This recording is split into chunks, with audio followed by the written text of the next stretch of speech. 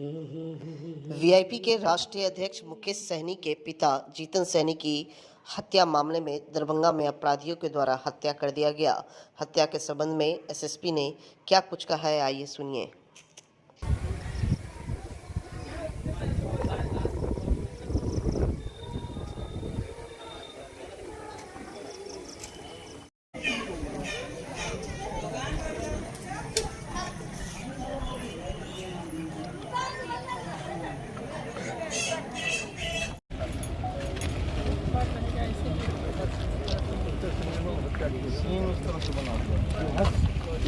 क्या घटना हुई है और अभी तक तत्काल आप लोगों ने क्या क्या किया है? सुबह सूचना मिला कि माननीय पूर्व मंत्री मुकेश सहनी जी का जो पिताजी है उनका हत्या कर दिया गया और तत्काल थानाध्यक्ष बिरोल और अनुमंडल पुलिस पदाधिकारी बिरोल घटनास्थल निरीक्षण किए, हमको सूचना दी। फिर हम भी घटनास्थल पर निरीक्षण कर लिए और एसपी रूरल घटनास्थल निरीक्षण कर लिए और अभी एक एसआईटी गठन कर दिया गया। एसपी रूरल काम्या मिश्रा जी उनके नेतृत्व में एक एसआईटी का गठन किया है और एफएसएल की भी टीम आ गई है।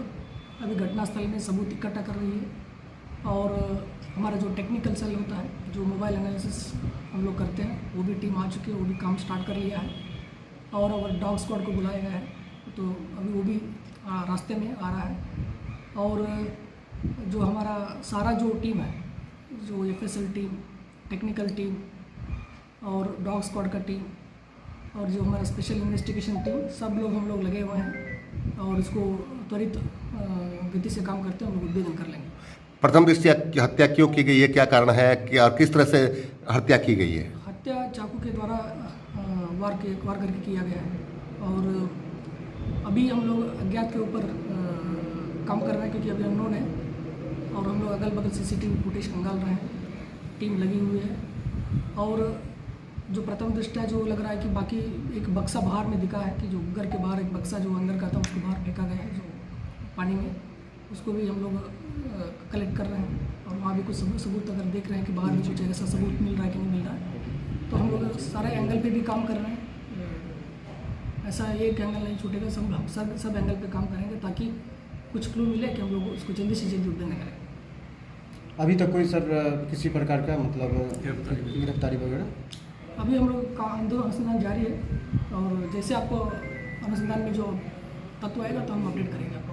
पिछले कुछ विवाद का भी सर आप अनुसंधान कर रहे हैं, देख रहे हैं कि कोई पहले कोई हर विवाद एंगल हुआ पे हम था? लोग अनुसंधान करेंगे, दुश्मनी का, विवाद का और कोई अन्य बिंदु जो भी आते हैं अनुसंधान में हम लोग जांच करेंगे। हत्या किस समय हुई सर? क्या समय देखना पड़ेगा कि हो सकता है लगभग रात का ही घटना हो। सुबह सूचना की जो डेड बॉडी मिला, जो उनका परिजन देखा है, जो स्थानीय लोग, उन्होंने सूचना थाना को दिया, उसके बाद पुलिस को सूचना मिला। किस छवि क्या था सर उनका?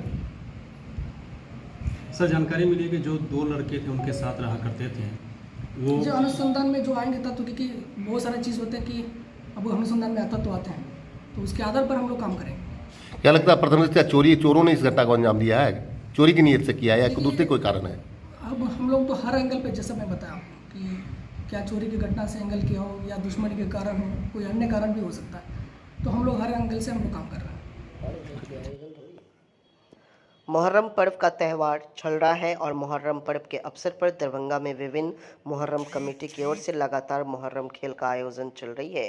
बीती रात भी दरभंगा शहर के विभिन्न मुहर्रम कमेटियों द्वारा मुहर्रम का आयोजन देर रात से शुरू होकर सुबह तक चलता रहा। मुहर्रम खेल की तस्वीर मिला जुला हुआ है, अलग अलग जगह की तस्वीरें आप तक पहुंचा रहे हैं। दरभंगा शहर की अलग अलग मुहर्रम कमेटियों को द्वारा मुहर्रम खेल के मौके पर खिलाड़ियों द्वारा आकर्षक खेल का आयोजन किया गया, वहीं मौके पर दर्शकों को भी अच्छी मौजूदगी देखने को मिली।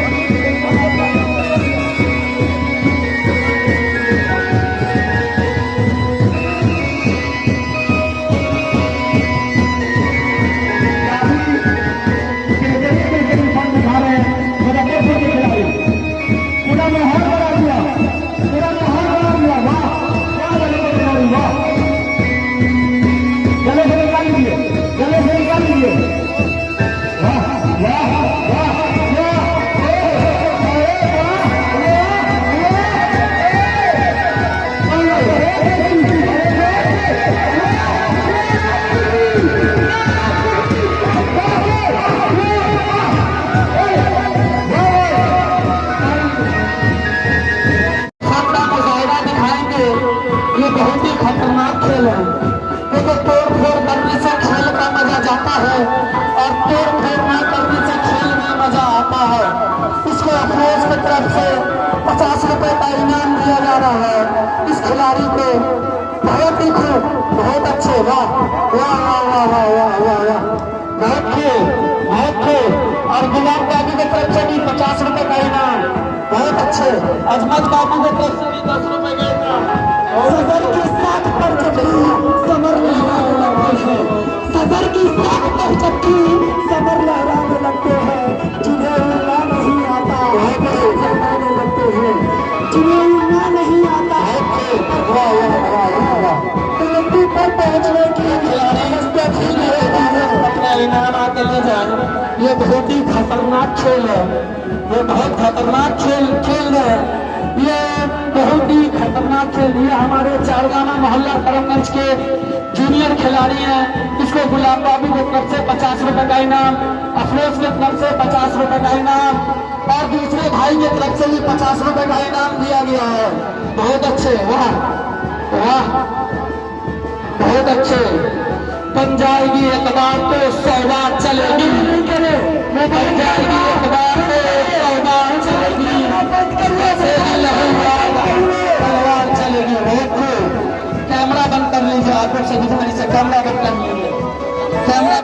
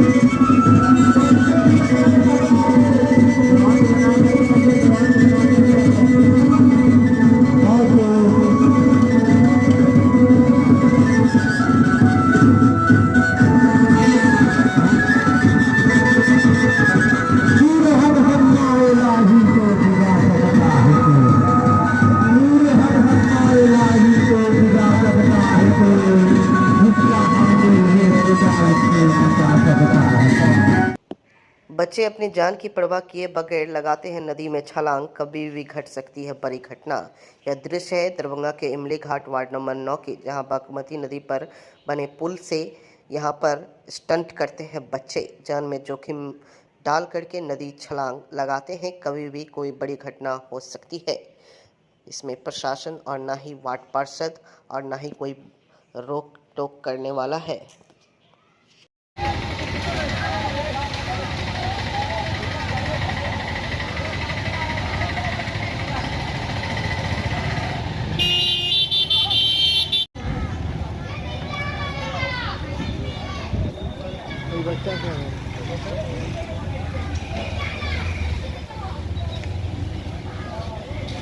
चालाकी करे कूद ना तो डरने लगता है। ए लड़का सुनना, नहीं कूद करेंगे, सुनो ना, मैं कूद रहे ऊपर से, डरने लगता है। डर लगता था, कुत्ते छोड़िए। तो बाहर का पानी बढ़ा हुआ है, अगर किसी तरह कोई घटना घट जाए तो इसका कौन जवाबदेही लेगा? घटना घटेगा तब न, तैरने आता है ना। डरने आता है, चोट लगेगा सीना में या कहीं पर तो फिर दिक्कत नहीं होगा। कूदना आता है, उतना चोट नहीं लगता। तुम जो पानी में कूदते हो गार्जियन को मालूम है? क्या नाम है तुम्हारा? बाबूजी का नाम? श्री गुरु शरण कहाँ पर घर है? रत्नपति रहेगा। कौन नदी में कूद रहे हो? कहाँ पर से? बागमती नदी, कहाँ पर से? इमली घाट पुल।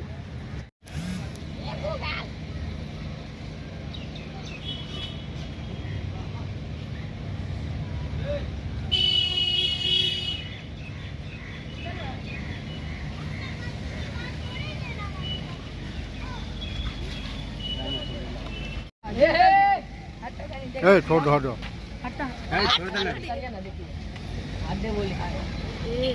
हम्म, क्या समझ गए? हाँ मारोगे तो कौन बचाएगा तुमको। समय है, नदी में नया पानी आया हुआ है और इमली घाट पुल पर से जो बच्चे लोग स्टंट कर रहे हैं, नदी में कूद रहे हैं, अगर किसी तरह कोई दुर्घटना घट जाएगी, इसकी जवाबदेही किसकी होगी? इसकी जवाबदेही खुद बनेगा, खुद होगा उस पर। जानबूझ करके कूद रहा है ना। इसमें जान जाने की भी तो डर है, फिर भी बच्चे लोग कूद रहे हैं। क्या कीजिएगा? क्या इसमें किसका दोषी माना जाए, गार्जियन का या प्रशासन का? गार्जियन का। गार्जियन अपने बच्चे को क्यों नहीं कंट्रोल करता है? बच्चा कहाँ जाए घर से? कोई देखिए करना तो गार्जियन का काम है। कौन जगह ये है? इमली घाट। नदी कौन सा है? बागमती नदी है। हाँ, बागमती का अच्छा है। यहाँ का स्थानीय निवासी आप हैं? हम वहाँ स्थानीय नहीं। लेकिन आप देखे हैं कूदते हुए? हाँ, हम देखे हैं। हम यहाँ 55 साल से रह रहे हैं। अब बच्चे लोग को कूदते हुए देखे हैं नदी में? हाँ, देखे। देखे हैं। अपना नाम बताइए। लालदेव घाट।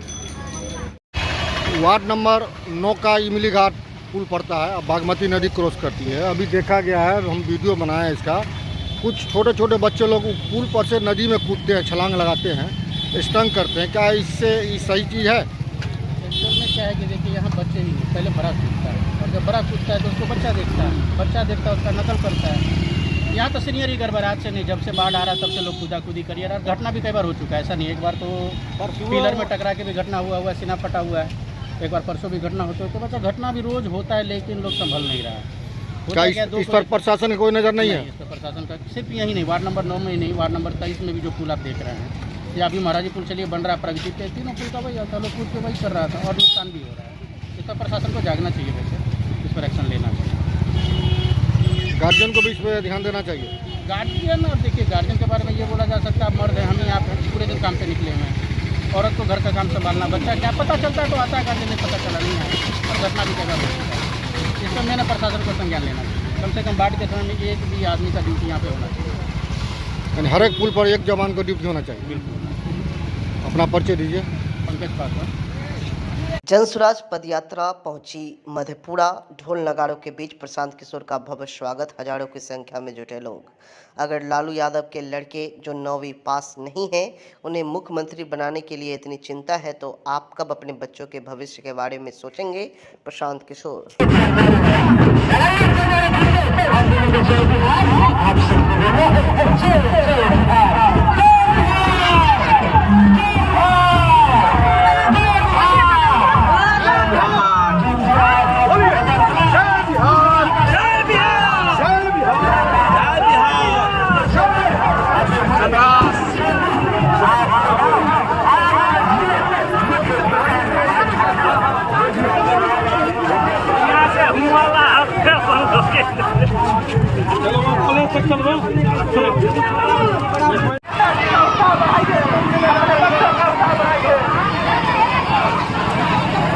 बच्चों का थाली में प्लास्टिक भोजन होना चाहिए, दूध कपड़ा होना चाहिए शरीर में। इसके लिए सरकार का बदलना होगा और हमें ऐसे पुरस्कार दिलाना होगा जो हमारे को बदलेंगे।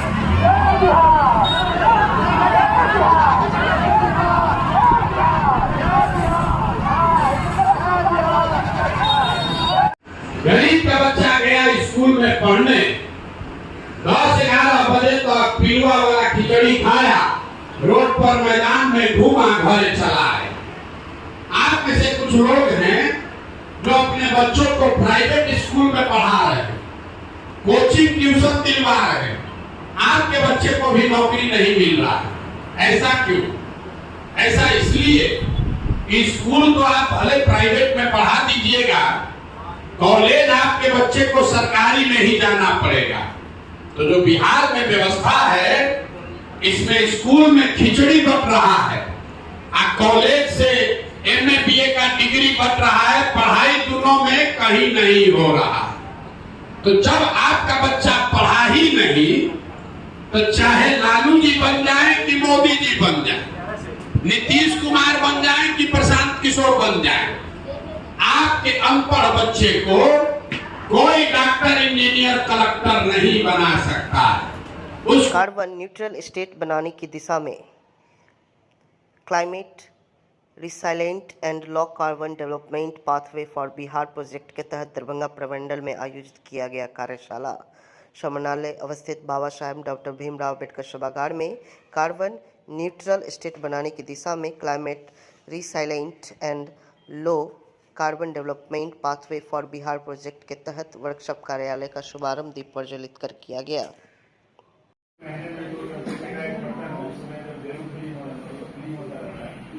तो ये समस्या हम लोग को यहाँ पे देखने के लिए मिल रही है। अभी हम लोग बाकी के जिलों में जाएंगे, डिस्कशन करेंगे, तो ऐसी समस्याएं और भी हम लोगों को पता चलेगी। लेकिन ये जो डिमार्केटेड फॉरेस्ट एरिया है, डिटोरिएट हो रही है। अगर टेम्परेचर इंक्रीज होगा तो फॉरेस्ट फायर की समस्या बढ़ती चली जाएगी। अगर टेम्परेचर रेनफॉल इंक्रीज होगा 2 डिग्री सेल्सियस पे जाते हैं तो 13 से 14% पे चला जाएगा। तो लॉस जो है बहुत ज्यादा बढ़ता चला जाएगा अगर हम लोग 1.5 पे नहीं रोक पाए अपने टेम्परेचर। अगर टेम्परेचर को रोकने की हम लोग बात करें तो कितना इमिशन कट करना पड़ेगा, इस पे मैं बात करता हूँ। 70 से 80 तक में हम लोगों ने लगभग 2.8% पर ईयर ऐड किया है CO2 को। अगर हमको कम करना है अभी से 2020 से 30 में, अगर टारगेट 1.5 डिग्री है तो लगभग 8% CO2 के इमिशन को कम करना पड़ेगा। अगर टारगेट 2 डिग्री पे जाता है तो 4% आपको CO2 के इमिशन को हर साल कम करना। इसी रेट से कम करेंगे तो आप उस टेम्परेचर को अचीव कर पाएंगे। टारगेट करते हैं कि हाँ हमें कम करना है और 2050 में या 2070 में नेट जीरो बनाना है। नेट जीरो का मतलब ये नहीं है कि जितना भी इमिशन का सोर्स है सबको बंद कर दीजिए। इसका ये मतलब होता है जितना हम इमिशन करेंगे उतना ही सिक्वेस्ट्रेशन करेंगे, उतना हमारा सिक्वेस्ट्रेशन होना चाहिए। सिक्वेस्ट्रेशन सिर्फ फॉरेस्ट से नहीं होता है। दरभंगा की अगर मैं बात करूं तो दरभंगा में पहले स्लाइड में हम लोग देख रहे थे पग पोखर माछ मकान। हमारी सस्टेनेबिलिटी थी पॉन्ड से, हमारा इकोसिस्टम बहुत स्ट्रांगली सस्टेनेबल था क्योंकि हमारे पास पॉन्ड था। हम वाटर का ऑप्टिमम यूटिलाइजेशन करते थे, लेकिन पॉन्ड धीरे धीरे कम होता जा रहा है। कई जगह पॉन्ड आपका खराब भी होता जा रहा है। कल मैं आ रहा था डोनाल्ड चौक के पास एक बहुत बड़ा पॉन्ड था, उसकी भी वाटर क्वालिटी बहुत अच्छी मुझे नहीं दिख रही थी। उन चीजों को इम्प्रूव किया जा सकता है क्योंकि उस पॉन्ड में इकोसिस्टम सर्विस देने के अलावा वो पॉन्ड आपके कार्बन को भी सिक्वेस्ट्रेट करता है। जो वातावरण में कार्बन है उसको वो सोखती है और अपने मतलब वाटर में वो सॉइल में और वाटर में एब्जॉर्ब करके रखती है। तो बहुत बड़ा सोर्स है कार्बन को एब्जॉर्ब और स्टोर करने का। 50 में नेट जीरो करना है, मतलब कार्बन के इमिशन को कम करना है और जितना इमिशन हो रहा है उतना सिक्वेस्ट्रेशन करना है। तो लगभग हम लोग को 2030 में अपना इमिशन आधा कर लेना होगा। अभी लगभग 52 गीगाटन है हमारा इमिशन अक्रॉस वर्ल्ड का मैं बता रहा हूँ। तो 2030 में हम लोग को 25 से 30 गीगाटन पे लाना होगा और 2050 में इसको जो मैं बोल रहा हूँ नेट जीरो, जितना इमिशन उतना सिक्वेस्ट्रेशन करना होगा। तभी हम लोग 2100 तक 1.5 डिग्री सेल्सियस तक रुक पाएंगे। अदरवाइज ये 2.5 और 2.6 पे चला जाएगा। वो क्या प्रोजेक्शन होगा वो हम लोग नेक्स्ट आज ये कार्यशाला का भूषण झा हूँ वर्ल्ड रिसोर्स इंस्टीट्यूट इंडिया से। आज की कार्यशाला का मुख्य उद्देश्य ये है कि जो रणनीति आदरणीय मुख्यमंत्री ने 4 मार्च को पटना ज्ञान भवन में लॉन्च किया उसको प्रमंडलीय या जिला लेवल पे कैसे हम लोग डिसेमिनेट कर सकते हैं, उनके पास उनके बीच में कैसे रख सकते हैं। अगर उनके कुछ विचार हैं, फीडबैक है या उनका क्या सोच है उसको कैप्चर करने का प्रयास है और स्ट्रैटेजी को जमीनी लेवल पे कैसे लेके जा सकता है, पब्लिक एक्सेप्टेंस कैसे बना सकते हैं, इसके प्रति एक प्रयास है। अभी आप चर्चा कर रहे थे सोलर लाइट। जी, इसके लिए सर बिहार सरकार की अभी एक renewable energy policy draft policy बन रही है जिसमें इस लार्जर रणनीति से भी उसका योगदान गया है। पूरे बिहार में अगर हम बात करें तो 28 गीगावाट का पोटेंशियल पूरे बिहार में, उसमें से जो लोगों के लिए जिसकी आप बात कर रहे हैं जैसे डिसेंट्रलाइज रिन्यूएबल एनर्जी की अगर हम बात करें तो उसमें 8 गीगावाट का उसका भी पोटेंशियल देखने को मिलता है। तो लोग लगा सकते हैं, ब्रेडा नाम की इंस्टीट्यूशन है उनके वेबसाइट पे पूरी इसकी पृष्ठभूमि दी हुई है, लोग वहाँ अप्लाई कर सकते हैं, कुछ सब्सिडी की व्यवस्था भी है तो लोग उसका फायदा उठा सकते हैं। और सरकार अब जो नया पॉलिसी ला रही है उसमें और इंस्टीट्यूशनल लेवल पे डेडिकेटेड एजेंसी की बात करी गई है और इससे लोगों को और ज्यादा मदद मिलेगी ऐसे कुछ लगाने में। देखिए, तापमान बढ़ता है दशकों तक कुछ होने से, ये नेचुरल प्रोसेस भी है, और एंथ्रोपोजेनिक जो मानवीय लोग जो हम लोग एक्टिविटी करते हैं, फॉसिल फ्यूल बर्निंग करते हैं, चाहे करते हैं, उससे भी होता है।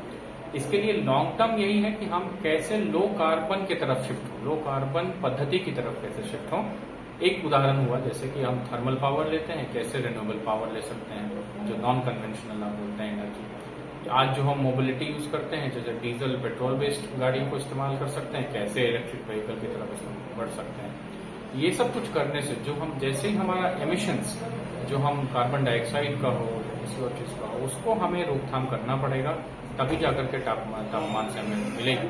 हालांकि जब तक तापमान मान लीजिए मतलब अभी तो बढ़ रहा है और इमीडिएटली इसको रोका नहीं जा सकता, तो हीट एक्शन प्लान्स की भी जरूरत है। जिले लेवल पे भी हीट एक्शन प्लान्स कैसे बनाए जा सकते हैं, जैसे हीट हो रहा है उसमें लोगों का कार्य पद्धति क्या होगा, ऑफिसें कब से कब चलेगी, स्कूल कब से कब चलेगी, या उसको कैसे हम मिटिगेट कर सकते हैं, लोगों में रेजिलियंस कैसे पैदा कर सकते हैं, एडेप्टेशन कैसे हो सकता है। इन सब के लिए भी एक योजना बनाने की जरूरत पड़ेगी, और भारत में कई शहर और राज्य ऐसे हैं जो हीट एक्शन प्लान बना रहे हैं। बिहार में भी हीट एक्शन प्लान लगभग बन के तैयार है, लेकिन डिस्ट्रिक्ट लेवल पे तभी परकुलेट हो पाएगा जब वो राज्य स्तरीय प्लान डिस्ट्रिक्ट लेवल पे भी हम लोग बना पाए और डिस्ट्रिक्ट लेवल पे इम्प्लीमेंट कर पाए। देखिए, आदरणीय मुख्यमंत्री के विजन के हिसाब से ये कार्यशाला का आयोजन हो रहा है। आज दरभंगा में प्रथम कार्यशाला है। प्लान ऐसा है हम लोगों का WRI इंडिया के साथ मिलकर के 9 कार्यशालाओं का आयोजन होगा, जिसमें विभिन्न प्रमंडल में होंगे। जैसे आज पहला दरभंगा में था, उसके बाद हम लोग परसों पूर्णिया में करेंगे और उससे अगला दिन सहरसा में, ये प्रथम फेज में होगा। उसके बाद सिमिलरली दूसरे प्रमंडल में वो अगस्त में 3 फेजेस में ये होंगे। लास्ट जो हम लोग करेंगे वो पटना में, जिसमें सभी आपका जितने भी प्रमंडल से विचार आए हैं उसको एक जगह कल्मिनेट करेंगे और सरकार के लिए रिपोर्ट बनाकर उनको सबमिट करेंगे। सेमेस्टर फर्स्ट रिजल्ट में गड़बड़ी तथा विश्वविद्यालय में दलालों पर कार्रवाई के लिए एमएसयू ने किया आंदोलन। मिथिला स्टूडेंट यूनियन ने विश्वविद्यालय अध्यक्ष अनीश चौधरी के नेतृत्व में मंगलवार को विश्वविद्यालय परिसर में एक बार फिर से आंदोलन कर परीक्षा नियंत्रक कार्यालय का घेराव करने का काम संगठन के द्वारा किया गया। इस बात की जानकारी देते हुए एमएसयू के सदस्य ने कहा कि गुरुवार को रिजल्ट की समस्या को लेकर संगठन के द्वारा आंदोलन किया गया हुआ था, जिसमें विश्वविद्यालय प्रशासन के बड़ा आश्वासन दिया गया हुआ था कि 2 दिनों में प्रमोटेड रिजल्ट का समस्या 80% तक सही कर दिया जाएगा। यहाँ अभी हम जहाँ खड़े हैं ये शांति विहार फेज 2 है। यहाँ पे दरभंगा एयरपोर्ट से 1.25 किलोमीटर की दूरी पे, दरभंगा न्यू रेलवे स्टेशन से 500 मीटर की दूरी पे और NH57 से मैक्सिमम 1 किलोमीटर की दूरी पे ये हमारा प्रोजेक्ट है। यहाँ हम ज़मीन को डेवलप करके पूर्ण रूप से विकसित करके लोगों को दे रहे हैं। जो भी लोग दरभंगा में अपना घर बनाना चाहते हैं, जिनका भी सपना है कि दरभंगा में अपना एक मेरा घर हो, उनके लिए यहाँ पर यदि पैसा है तो पूर्ण रूप से क्या है 90 दिन के अंदर फुल पेमेंट करने पर क्या है 90 दिन के अंदर हम रजिस्ट्री दे रहे हैं। यदि जिनके पास पैसा नहीं है तो क्या है कि उनको 25% डाउन पेमेंट के साथ साल भर का टाइम दिया जा रहा है। यदि रेट की बात करें तो 1500 रुपये पर स्क्वायर फीट है, ठीक है। यदि कोई 90 दिन के अंदर पेमेंट करते हैं तो उनको क्या है डिस्काउंट भी मिलता है। यदि यहाँ सुविधा की बात की जाए तो 30 फीट हम लोग मेन रोड देते हैं, जो कि क्या है दरभंगा शहर में नहीं मिलता है। 30 feet main road, 20 feet branch road, हर प्लॉट में क्या है हम लोग मिट्टी भर के देते हैं। साथ ही क्या है जो भी प्लॉट है ठीक है उसके 2